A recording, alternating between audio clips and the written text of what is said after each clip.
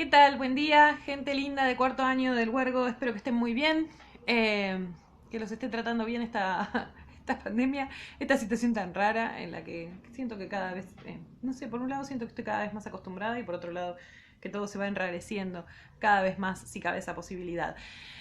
Bien, la idea de hoy es que sigamos trabajando con el autor con el que estamos avanzando, que es Carlos Fuentes. Lo cierto es que nos quedan re pocas clases, ya estuve haciendo la cuenta y son solamente unas dos o tres. Eh, no sé qué va a pasar, no sé qué vamos a hacer, quiero decir. Lo que es seguro, como les dije, es que el 15 de noviembre dejo de recibir los trabajos del primer y segundo periodo de valoración, que esos últimos 15 días de noviembre los voy a dedicar a corregir exclusivamente los 15, perdón, los trabajos del último periodo de valoración. Eh, y que lo otro se evaluará en diciembre. ¿Cómo se evaluará en diciembre? No tengo ni la menor idea. Lo cierto es que mis superiores tampoco tienen demasiada idea, así que no se crean que estamos muy distintos. No, yo asumo que vamos a hacer unos trabajos que tengan que ver, o sea, van a ser los mismos temas, ¿sí? ¿Cómo? ¿Qué sistema vamos a implementar? Eso todavía no lo sé. Pero bueno, traten de ponerse al día con la materia, traten de aprobarla. Lo cierto es que está en mi voluntad aprobarlos y dejarlos transitar libremente, sobre todo en el transcurso de quinto año. Pero bueno, también tienen que poner a ustedes de lo suyo para que eso suceda, ¿no? O sea, habrán visto, trato de ser bastante puntillosa con las devoluciones y demás. Y bueno, también un poco aspiro el mismo tipo de compromiso por parte de ustedes, ¿no? Nada de lo que hay en el trabajo, nada de lo que yo aspiro que ustedes logren construir en sus trabajos, no está dicho en estas clases o no está dentro de las posibilidades que ustedes tengan. Así que por ese lado quédense tranquilos, digamos, no hay nada que yo esté pidiendo que ustedes no estén facultados para cumplir, ¿no? Bueno, vamos a leer entonces el cuento de hoy, la que se llama La muñeca reina. Antes de empezar con la lectura, algunas salvedades. ¿Se acuerdan que les dije que nosotros leímos la clase pasada Chuck Moll? Y Chuck Moll les dije, en primer lugar, que era un cuento de los textos que vamos a leer, el cuento más viejo de Carlos Fuentes, y era también en cierta medida el más convencional, ¿no? El que respondía al género fantástico de forma más, más clara y más evidente. Trabaja incluso con un tópico del género fantástico, que es el tópico este al que incluso hunde sus raíces en la mitología griega, con el mito de Pigmalión, que es la idea esta de que lo inanimado en algún punto, en algún momento de la historia cobre algún género de vida, ¿sí? El cuento que vamos a leer hoy está muy lejos de esa obviedad, ¿no? De trabajo sobre el género. Quiero decir, él mismo, Carlos Fuentes, lo va a incluir, por supuesto, dentro de lo que él denominaba, ¿no? Los cuentos sobrenaturales, como les comenté, pero sin embargo, este cuento van a ver ustedes que trabaja de forma como tangencial con el género, ¿sí? Muy tangencial, de hecho. Casi que podemos pensar, un poco a la manera de lo que había pasado con Lubina, ¿se acuerdan? En Juan Rulfo. Casi que podemos pensar que se trata, en realidad, de una construcción del fantástico a partir de la atmósfera fantástica, ¿sí? Que es a partir de la atmósfera fantástica que se genera esa suerte de zozobra, ¿no? De vacilación que se espera en el lector al finalizar un cuento fantástico. No sé por qué estoy con el lápiz, porque no voy a tomar nota hoy, pero se ve que me siento más cómoda trabajando de esta manera. Así también leo en general, con un lápiz en la mano. La muñeca reina de Carlos Fuentes, entonces, es un cuento de la década del 60, si mal no recuerdo, es del 68. Casi 10 años después de Chuck Moll. Carlos Fuentes ya había escrito dos de sus obras más importantes para ese momento y estaba gozando de un momento de gran popularidad dentro de la cultura mexicana, ¿sí? El cuento está dividido como en capítulos, podríamos pensar. No sé si corresponde, quizás no corresponde a la denominación capítulos, podríamos pensar en apartados. Y va a tener una estructura bastante singular, ¿sí? Concentrémonos de vuelta entonces en la característica esencial que va a tener el cuento, que tiene que ver con justamente el trabajo con la atmósfera fantástica, ¿sí? 1. Vine, les dejo el cuento les dejo el cuento en el Classroom, ¿sí? La idea, como siempre, es que ustedes vayan siguiendo la lectura del cuento, ¿no? Con mi voz, con mi relato atrás, ¿no? No que va a ir siempre cortándolo de forma un poco anticlimática. 1. Vine porque aquella tarjeta tan curiosa me hizo recordar su existencia. La encontré en un libro olvidado cuyas páginas habían reproducido un espectro de la caligrafía infantil. Estaba acomodando, después de mucho tiempo de no hacerlo, mis libros. Iba de sorpresa en sorpresa, pues algunos, colocados en las estanterías más altas, no fueron leídos durante mucho tiempo. Tanto que el filo de las hojas se había granulado, de manera que sobre mis palmas abiertas cayó una mezcla de polvo de oro y escama grisácea, evocadora del barniz que cubre ciertos cuerpos, entrevistos primero en los sueños y después en la decepcionante realidad de la primera función del ballet a la que somos conducidos. Qué oración más larga esta, ¿no? Y plagada de proposiciones incluidas. Parece Carpentier. Fíjense igual que la forma en la que se inserta en la zozobra, en la vacilación propia del fantástico, va a tener mucho que ver como con esta serie de alusiones que van a aparecer en el texto, ¿no? Lo primero que dice es, bueno, estaba ordenando mis libros y caía de ellos, de los libros viejos suele pasar, una especie de escama, dice, que le hizo acordar a la escama en la que se le aparece, al polvo tras el que aparecen las imágenes de los sueños, ¿no? Fíjense, dijimos, la forma en la que se instala la alusión fantástica en Fuentes y en todos los autores que estuvimos trabajando en el periodo, también es una forma que empieza de forma muy sutil, ¿sí? Esto a lo que hacíamos mención con Lubina, ¿no? Lo primero que hace entonces es establecer la relación de lo que le está pasando con un sueño, ¿sí? Como para empezar a desconfiar de lo real, que es en definitiva la tarea del fantástico, ¿no? Era un libro de mi infancia, acaso de la de muchos niños, y relataba una serie de historias ejemplares más o menos truculentas que poseían la virtud de arrojarnos sobre las rodillas de nuestros mayores para preguntarles una y otra vez ¿por qué? Los hijos que son desagradecidos con sus padres, las mozas que son raptadas por caballerangos y regresan avergonzadas a la casa, así como las que de buen grado abandonan el hogar, los viejos que a cambio de una hipoteca vencida exigen la mano de la muchacha más dulce y adolorida de la familia amenazada. ¿Por qué? No recuerdo las respuestas, solo sé que de entre las páginas manchadas cayó, revoloteando, una tarjeta blanca con la letra atroz de Amilamia. Amilamia no olvida a su amiguito y me buscas aquí como te lo dibujo, ¿sí? Está todo escrito con faltas de ortografía, como estarán viendo ustedes. Quiero hacer una salvedad porque esto siempre genera conflicto en la materia y es algo que me pone un poco verde, vamos a decir la verdad. El nombre del personaje que hace su entrada en este momento es... Ay, lo tendría que hacer en realidad con el InShot después. Amilamia, ¿sí? Porque después ponen cualquier batata, Amelia, ponen cualquier cosa. Amilamia, ¿sí? Bien. Después me pongo verde cuando leo esos inventos. Bien, entonces está revisando unos libros y de uno de los libros cae una tarjeta escrita con una caligrafía atroz, dice, ¿no? Qué lindo la denominación, atroz, para dar cuenta de la mala letra que tenía. Y lo que dice el texto es esto, ¿no? Amilamia no olvida a su amiguito y me buscas aquí como te lo dibujo. Y detrás estaba ese plano de un sendero que partía de la X, que debía indicar, sin duda, la banca del parque donde yo, adolescente rebelde a la educación prescrita y tediosa, me olvidaba de los horarios de clase y pasaba varias horas leyendo libros que, si no fueron escritos por mí, me lo parecían. ¿Cómo iba a dudar que solo de mi imaginación podían surgir esos corsarios, esos correos del zar, todos esos muchachos un poco más jóvenes que yo, que bogaban el día entero sobre una barcaza a lo largo de los grandes ríos americanos? Bogar es naufragar, ¿no? No, no es naufragar, es como estar a la deriva en un barco. Prendido al brazo de la banca, como a un arzón milagroso, al principio no escuché los pasos ligeros que, después de correr sobre la grava del jardín, se detenían a mis espaldas.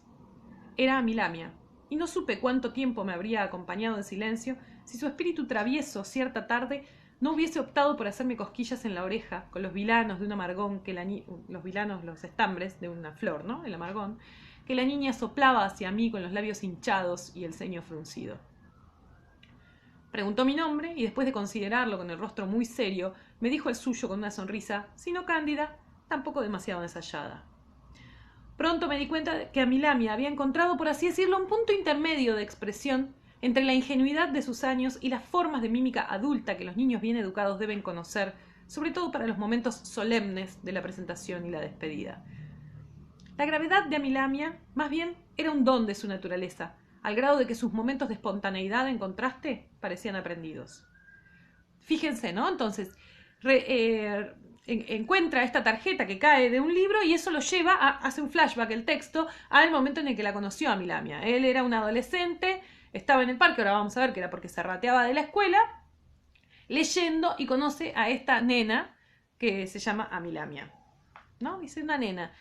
Y ahí hace toda una reflexión también sobre los niños y sus formas de trato solemne, ¿no? Dice, bueno, en el caso de Amilamia era naturalmente solemne y al revés, sus gestos espontáneos parecían aprendidos, ¿no? Quiero recordarla una y otra vez en una sucesión fija de imágenes que acaban por sumar a Amilamia entera. Y no deja de sorprenderme que no pueda pensar en ella como realmente fue o como en verdad se movía, ligera, interrogante, mirando de un lado a otro y sin cesar. Debo recordarla detenida para siempre, como en un álbum. Amilamia, a lo lejos, un punto en el lugar donde la loma caía, desde un lago de tréboles hacia el prado llano donde yo leía sentado sobre la barca, un punto de sombra y sol fluyentes, y una mano que me saludaba desde allá arriba. Amilamia, detenida en su carrera loma abajo, con la falda esponjada y los calzones de florcillas apretados con ligas alrededor de los muslos, con la boca abierta y los ojos entrecerrados porque la carrera agitaba el aire y la niña lloraba de gusto. Amilamia sentada bajo los eucaliptos, fingiendo un llanto para que yo me acercara a ella. Amilamia boca abajo con una flor entre las manos, los pétalos de un amento que descubrí más tarde no crecía en este jardín, sino en otra parte, quizá en el jardín de la casa de Amilamia, pues la única bolsa de su delantal, bolsillo, ¿no? Se refiere, de su delantal de cuadros azules, venía a menudo llena de esas flores blancas. Amilamia, viéndome leer, detenida con ambas manos a los barrotes de la banca verde, inquiriendo con los ojos grises. Recuerdo que nunca me preguntó qué cosa leía, como si pudiese adivinar en mis ojos las imágenes nacidas de las páginas. Amilamia, riendo con placer cuando yo la levantaba del talle y la hacía girar sobre mi cabeza, y ella parecía descubrir otra perspectiva del mundo con ese vuelo lento. Amilamia, dándome la espalda y despidiéndose con el brazo en alto y los dedos alborotados. Amilamia, en las 1000 posturas que adoptaba alrededor de mi banca, colgada de cabeza, con las piernas al aire y los calzones abombados, sentada sobre la grava, con las piernas cruzadas y la barbilla apoyada en el mentón, recostada sobre el pasto, exhibiendo el ombligo al sol, tejiendo ramas de los árboles, dibujando animales en el lodo con una vara, lamiendo los barrotes de la banca, escondida, inviable eso, escondida bajo el asiento, quebrando, sin hablar, las cortezas sueltas de los troncos añosos, mirando fijamente el horizonte más allá de la colina, canturreando con los ojos cerrados, imitando las voces de los pájaros, perros, gallinas, caballos. Todo para mí y, sin embargo, nada. Era su manera de estar conmigo, todo esto que recuerdo, pero también su manera de estar a solas en el parque. Sí, quizá la recuerdo fragmentariamente porque mi lectura alternaba con la contemplación de la niña mofletuda, de cabello liso y cambiante con los reflejos de la luz. Ora pajizo, ora significa veces, ora de un castaño quemado. Y solo hoy pienso que Amilamia, en ese momento, establecía el otro punto de apoyo para mi vida, el que creaba la tensión entre mi propia infancia irresuelta y el mundo abierto, la tierra prometida que empezaba a ser mía en la lectura. Fíjense, este párrafo aparece acá algo interesante, ¿no? Es lo primero que dice, bueno, encuentra esta tarjeta lo hace evocar a esta nena que conocía, con la que se encontraba en el parque cuando él se rateaba siendo adolescente. Y fíjense que lo primero que hace es decir, bueno, quiero recordarla entera, ¿no? Quiero recordar una imagen entera de Amilamia, y sin embargo no puedo. Lo único que recuerdo son fragmentos, como si fuese una sucesión de fotografías. Eso es lo que pasa a detallarnos, ¿no? Amilamia cayendo, saludando, ¿no? Todos fragmentos, ¿no? Una de las cosas a partir de las cuales que le van a servir a a Carlos Fuentes para establecer esta zozobra, esta vacilación propia del fantástico, va a tener que ver con el ejercicio de la memoria, ¿sí? Quiero decir, esta idea de la memoria como caja negra, como espacio al que uno no puede acceder, lo primero que él trata de hacer es evocarla y no puede, lo único que tiene es una sucesión de imágenes, como si fuesen un álbum, como si fuese un álbum de fotografías, ¿sí? ¿Por qué hago mención a esto? Después, nosotros este año no creo que lleguemos a verlo, pero Cortázar, que es de la misma generación de Fuentes, dice, ¿cómo no creer que el fantástico impregna nuestra vida cotidiana si ni siquiera nosotros podemos acceder a nuestra memoria? ¿Sí? Ni siquiera podemos acceder a una parte intrínseca y constitutiva de nuestro ser, como es la memoria, ¿sí? ¿Cómo no creer que el fantástico está ahí afuera, ¿no? Acá entonces uno de los elementos de zozobra, de vacilación del texto, a partir de los que se construye el elemento fantástico, va a tener que ver con la memoria y la imposibilidad de recordar, ¿no? Vamos a volver después sobre eso, tranquilos. El texto está atravesado permanentemente por esta idea, ¿no? De lo que uno recuerda y la realidad, ¿no? Y la distancia que hay entre ambas cosas. Muchas veces esa distancia es la desilusión. Bien. Entonces no. Entonces soñaba con las mujeres de mis libros, con las hembras, la palabra me trastornaba, que asumían el disfraz de la reina para comprar el collar en secreto, con las invenciones mitológicas, mitad seres reconocibles, mitad salamandras de pechos blancos y vientres húmedos, que esperaban a los monarcas en sus lechos. Y así, imperceptiblemente, pasé de la indiferencia hacia mi compañía infantil a una aceptación de la gracia y gravedad de la niña, y de allí a un rechazo impensado de esa presencia inútil. Acabó por irritarme a mí, que ya tenía 14 años, esa niña de 7, que no era aún la memoria y su nostalgia, sino el pasado y su actualidad. Me había dejado arrastrar por una flaqueza. Juntos habíamos corrido, tomados de la mano por el prado. Juntos habíamos sacudido los pinos y recogido las piñas que Amilamia guardaba con celo en la bolsa del delantal. Juntos habíamos fabricado barcos de papel para seguirlos alborozados al borde de la acequia. Y esa tarde, cuando juntos rodamos por la colina, en medio de gritos de alegría, y al pie de ella caímos juntos, Amilamia sobre mi pecho y yo con el cabello de la niña en mis labios, y sentí su jadeo en mi oreja y sus bracitos pegajosos de dulce alrededor de mi cuello, le retiré con enojo los brazos y la dejé caer, ¿sí? Dice, bueno, en algún momento pasé de la indiferencia a que seamos amigos y después al rechazo, ¿no? En algún momento le causó rechazo la figura de Amilamia. Dice, había demasiada distancia de edad. Dice eso por un lado, por otro lado también está esta escena, ¿no? Donde parece que los dos rodaron juntos, ella cayó arriba de él, habla como una especie de despertar sexual, ¿no? Claramente que se ve truncado por el tabú, además, ¿no? Es una nena. Pero fíjense que interesante, ¿no? Vuelvo sobre esta idea, un momento, acá. Amilamia lloró acariciándose la rodilla. Quiero decir, adentro del flashback hay un flashback a su vez, ¿no? Amilamia lloró acariciándose la rodilla y el codo heridos y yo regresé a mi banca. Luego Amilamia se fue y al día siguiente regresó, me entregó el papel sin decir palabra y se perdió canturreando en el bosque. Dudé entre rasgar la tarjeta o guardarla en las páginas del libro. Las tardes de la granja. Hasta mis lecturas se estaban infantilizando al lado de Amilamia. Ella no regresó al parque. Yo, a los pocos días, salí de vacaciones y después regresé a los deberes del primer año del bachillerato. Nunca la volví a ver. Bien, ahí entonces está cifrada, en definitiva, la historia completa de la amistad, del vínculo que los unía al narrador y a Amilamia, ¿sí? 2. Y ahora, casi rechazando la imagen que es desacostumbrada sin ser fantástica, y por ser real es más dolorosa, regreso a ese parque olvidado. Fíjense que hay una referencia literal ¿no? a esa sensación que se produce cuando uno vuelve a un lugar conocido y se produce una especie de dislocación, ¿no? Entre lo que uno recuerda y lo que hay de verdad ahí. Y a eso él lo denomina también fantástico, dice, ¿no? La imagen sin ser fantástica. Y por ser real es más dolorosa. Regreso a ese parque olvidado y, detenido ante la alameda de pinos y eucaliptos, me doy cuenta de la pequeñez del recinto boscoso que mi recuerdo se ha empeñado en dibujar con una amplitud que pudiera dar cabida al oleaje de la imaginación.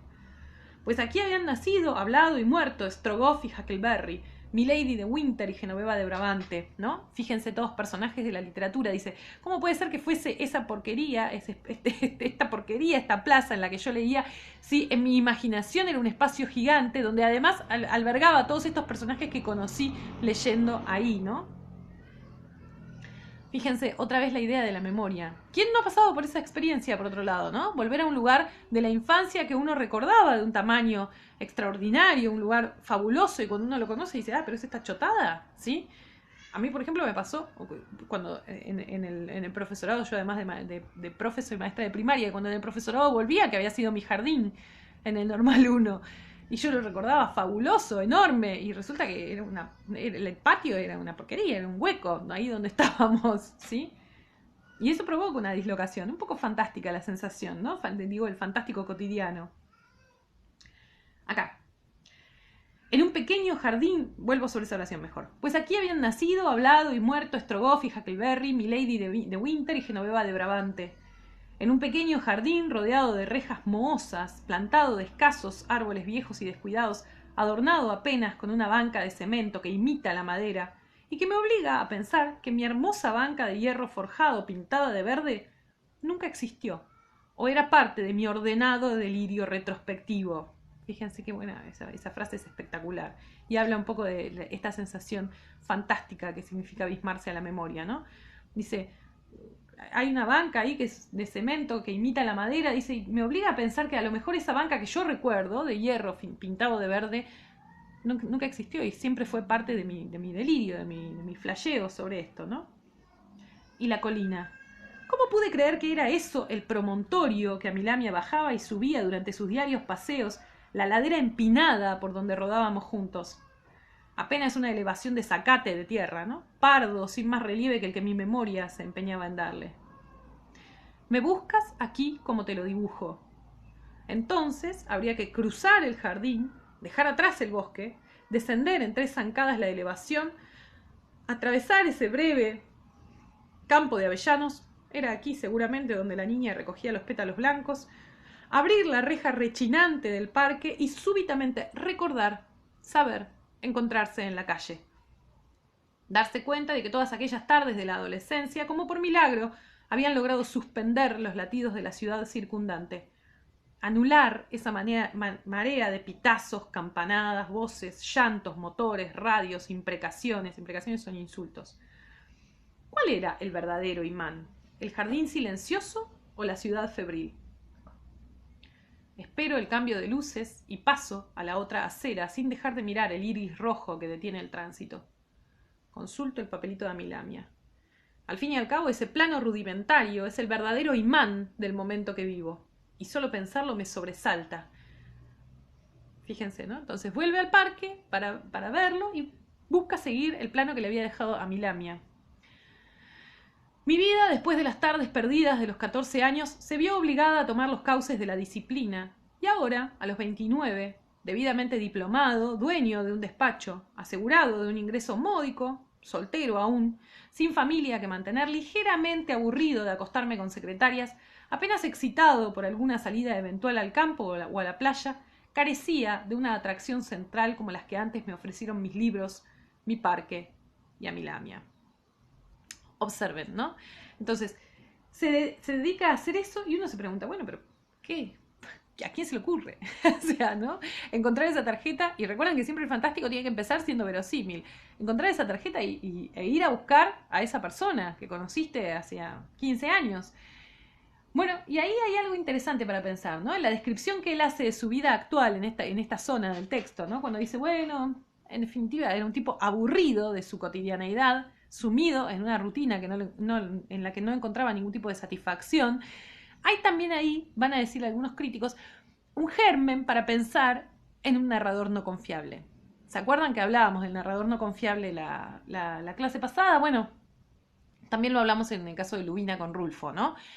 En general, es un excelente recurso para el relato fantástico tener un narrador en quien yo, como lectora, no pueda confiar demasiado, ¿sí? En el caso de Lubina, decíamos, nuestro narrador era no confiable porque estaba todo el tiempo poniéndose cada vez más en pedo, ¿sí? En el caso de Chuck Moll, el narrador era no confiable, Filiberto, el narrador del relato enmarcado, era no confiable. ¿Por qué? Porque se había vuelto loco, ¿sí? Por lo menos eso era lo que todo el mundo pensaba sobre él, había enloquecido, nada más y nada menos. Buena razón para tener un narrador no confiable. Y en este tercer caso, fíjense de una forma mucho más sutil, como es el tratamiento del fantástico en este cuento, el narrador también es no confiable. ¿Por qué? Porque es un tipo que está aburrido de su vida. Fue a buscar una aventura, en definitiva, ¿sí?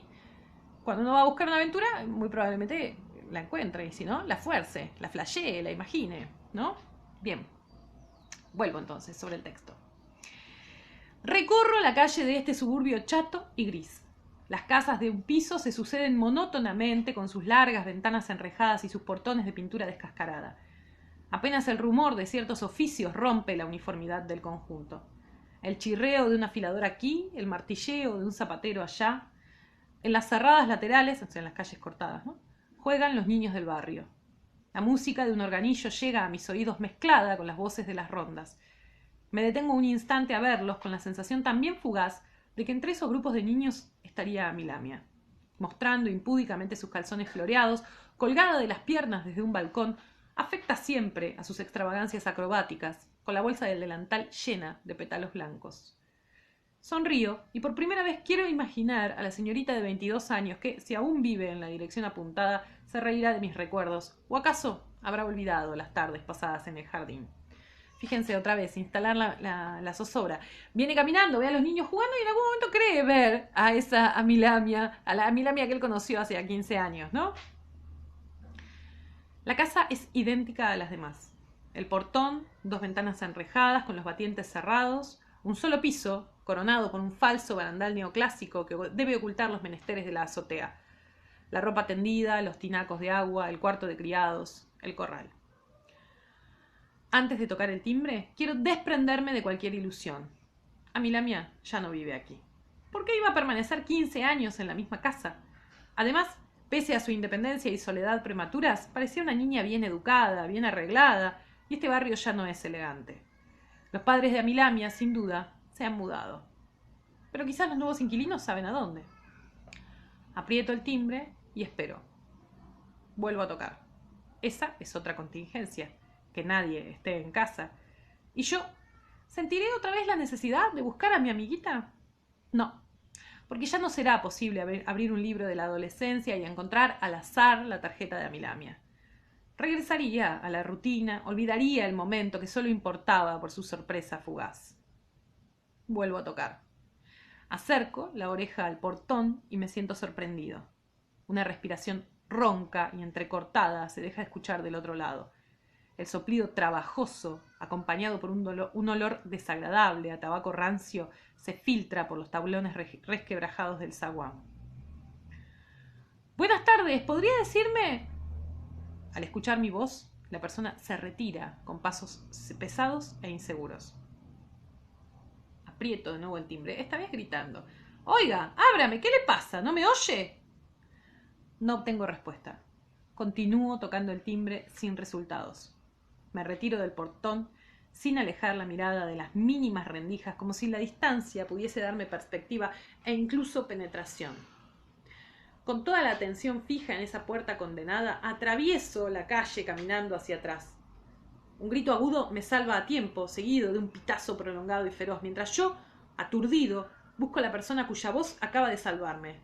Solo veo el automóvil que se aleja por la calle y me abrazo a un poste de luz, a un asidero que, más que seguridad, me ofrece un punto de apoyo para el paso súbito de la sangre helada a la piel ardiente, sudorosa, ¿sí? Entonces, toca el timbre, nadie le responde, acerca el oído y se da cuenta de que hay alguien del otro lado, ¿no? Alguien con una respiración muy trabajosa, ¿no? Alguien a quien le cuesta mucho respirar. Un poco enojado por la situación, empieza a caminar hacia atrás para ver un poco si veía a alguien en alguna parte de la casa y dice, un grito lo salva justo, y se corre y no lo atropella un auto. Retengan esta imagen, ¿sí? Para después, para el desarrollo del cuento. Reténganla en su memoria.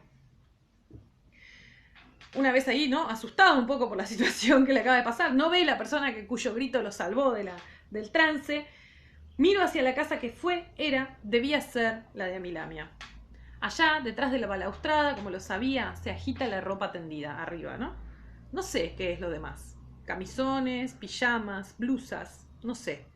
Yo veo ese pequeño delantal de cuadros azules, tieso, prendido con pinzas al largo cordel que se mece entre una barra de fierro y un clavo del muro de la azotea. Entonces, ¿qué es lo que ve? Cuando mira finalmente, logra llegar a ver qué había en la terraza, ve ropa colgada, dice, nada de lo demás me importa, lo que ve es el delantal que usaba Milamia, ¿sí? 3. En el registro de la propiedad me han dicho que ese terreno está a nombre de un señor R. Valdivia, que alquila la casa. ¿A quién? Eso no lo saben. ¿Quién es Valdivia? Ha declarado ser comerciante. ¿Dónde vive? ¿Quién es usted?, me ha preguntado la señorita con una curiosidad altanera. No he sabido mostrarme calmado y seguro. El sueño no me alivió de la fatiga nerviosa. Valdivia. Salgo del registro y el sol me ofende.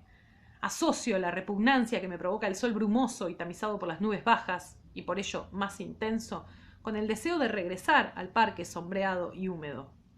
No, no es más que el deseo de saber si Amilamia vive en esa casa y por qué se me niega la entrada, ¿sí? Entonces va al registro de la propiedad para ver quién era el dueño de la casa, ¿sí? Fíjense que bueno, nada, es una boludez esto que voy a decir, pero fíjense qué interesante que todo el diálogo en este caso no aparece demarcado en el texto, ¿no? ¿Quién es Valdivia? Ha declarado ser comerciante. Eso es un diálogo que sostiene con la empleada, ¿no? Que le termina diciendo, bueno, ¿quién es usted que viene a preguntar tantas cosas? Bien. Fíjense que ya entra como una especie de trance, ¿no? Otra vez. Y otra vez, eso quizás solo se explique en el desarrollo de una vida de la que evidentemente no está muy satisfecho, ¿no? El narrador. Acá. No, no es más que el deseo de saber si Amilamia vive en esa casa y por qué se me niega la entrada. Pero lo que debo rechazar, cuanto antes, es la idea absurda que no me permitió cerrar los ojos durante la noche.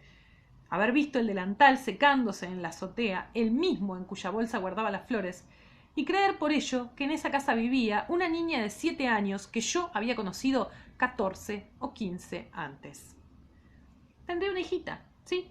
Amilamia, a los 22 años, era madre de una niña que quizás se vestía igual, se parecía a ella, repetía los mismos juegos, quién sabe, iba al mismo parque. ¿No? Dice, lo que verdaderamente lo perturbó era la idea de que siguiera siendo una niña de 7 años, ¿no? Viviendo en esa casa. Eso es lo que necesita saber, necesita resolver. Y se busca explicaciones a sí mismo. No, debe ser que tiene una hija. Eso es lo más razonable, dice. Sí, seguimos. Esperen que me perdí, ¿eh? Acá.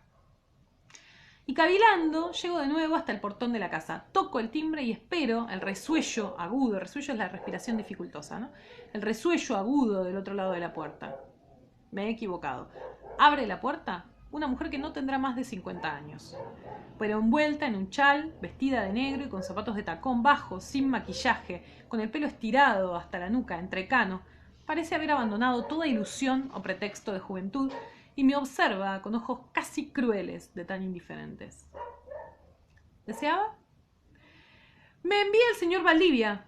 Toso y me paso una mano por el pelo. Debí recoger mi cartapacio en la oficina, cartapacio de la carpeta, ¿no? Me doy cuenta de que sin él no interpretaré bien mi papel. ¿Valdivia? La mujer me interroga sin alarma, sin interés. Sí, el dueño de la casa. Una cosa es clara, la mujer no delatará nada en el rostro. Me mira impávida. Ah, sí, el dueño de la casa. ¿Me permite? Creo que en las malas comedias el agente viajero adelanta un pie para impedir que le cierren la puerta en las narices. Yo lo hago, pero la señora se aparta y con un gesto de la mano me invita a pasar a lo que debió ser una cochera.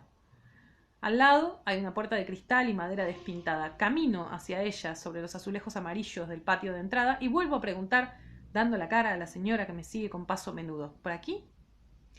La señora asiente y por primera vez observo que entre sus manos blancas lleva una camándula con la que juguetea sin cesar. Una camándula es como un rosario, ¿sí? No sé bien la diferencia entre un rosario y una camándula, ¿eh? Porque vieron que como yo no soy religiosa no manejo esas disquisiciones, pero es como un rosario. Esperen acá. No he vuelto a ver esos viejos rosarios desde mi infancia y quiero comentarlo Pero la manera brusca y decidida con que la señora abre la puerta me impide la conversación gratuita. Entramos a un aposento largo y estrecho. La señora se apresura a abrir los batientes, las persianas, pero la estancia sigue ensombrecida por 4 plantas perennes. Perennes significa que nunca pierden las hojas, ¿no? Que crecen en los macetones de porcelana y vidrio incrustado. Solo hay en la sala un pequeño sofá de alto respaldo enrejado de bejuco y una mecedora de mimbre, ¿no? Pero no son los escasos muebles o las plantas lo que llama mi atención. La señora me invita a tomar asiento en el sofá antes de que ella lo haga en la mecedora. A mi lado, sobre el bejuco, hay una revista abierta. El señor Valdivia se excusa de no haber venido personalmente. La señora se mece sin pestañear. Miro de reojo esa revista de cartones cómicos, o sea, una historieta, ¿no? La manda a saludar y me detengo esperando una reacción de la mujer. Ella continúa meciéndose. La revista está garabateada con un lápiz rojo. Y me pide informarle que piensa molestarla durante unos cuantos días. Mis ojos buscan rápidamente. Fíjense el procedimiento, el montaje en esta narración, ¿no? En esta parte de la narración. Él está en ese lugar haciéndose pasar por el enviado de Valdivia y a su vez, o sea, sostiene una conversación más o menos razonable con esta mujer que no le contesta nada, dicho sea de paso, y por otro lado lo que está es buscando permanentemente en la sala indicios que hablen de la presencia de una niña, ¿no? En definitiva. ¿Ven? Es como una especie de, por un lado la conversación que sigue por un canal y por otro lado su indagación que va por otro. Mis ojos buscan rápidamente. Debe hacerse un nuevo avalúo de la casa para el catastro. Una tasación sería, ¿no? Para ver cuánto vale. Para el catastro. Parece que no se hace desde... ¿Ustedes llevan viviendo aquí? Sí. Ese lápiz labial romo significa redondeado, está tirado debajo del asiento. Y si la señora sonríe, lo hace con las manos lentas que acarician la camándula. Allí siento, por un instante, una burla veloz que no alcanza a turbar las facciones. Tampoco esta vez me contesta. Por lo menos 15 años, ¿no es cierto? Él le trata de sacar mentira, ¿verdad? En la conversación. Nada. No afirma, no niega. Y en sus labios pálidos y delgados no hay la menor señal de pintura, ¿sí? Hay un lápiz labial romo, todo machucado, ¿no? Rojo tirado y dice, ella no está pintada, ¿no? Fíjense, ¿no? La pesquisa por un lado, otra vez, y el diálogo por otro. Usted, su marido, y me mira fijamente, sin variar de expresión, casi retándome a que continúe. Permanecemos un instante en silencio, ella jugueteando con el rosario, yo inclinado hacia adelante con las manos sobre las rodillas. Me levanto. Entonces regresaré esta misma tarde con mis papeles. La señora asiente mientras, en silencio, recoge el lápiz labial, toma la revista de caricaturas y la esconde entre los pliegues del chal. Bien, hoy vamos a leer hasta acá, ¿sí? Para no sobrecargar, porque si no la clase, el cuento es largo, es bastante más largo que Chuck Moll, nos quedaría una clase muy larga. La próxima clase vamos a arrancar acá, a partir del capítulo 4. Ay, me gusta además de esta dinámica tipo serie, ¿no? Los dejo con la intriga de algo y lo retomo la semana que viene. La próxima clase entonces vamos a retomar a partir de acá. Este trabajo, decía, una vez que terminemos con Fuentes, van a tener un trabajo que va a ser también el último trabajo del año, seguramente. ¿Sí? No puedo creer que estemos terminando el año. Insisto que estoy azorada. Perdón si lo digo varias veces, pero es porque no puedo. Estoy consternada. No puedo creer que hayamos hecho todo el año de esta manera. Cualquier duda que tengan, como siempre digo, me consultan, me escriben. Yo siempre estoy contenta de recibir sus mensajes. Así que, y siempre trato de resolver las dudas que ustedes tengan en la medida de mis posibilidades, ¿no? Bueno, nada, pónganse las pilas y nos vemos la próxima, ¿sí?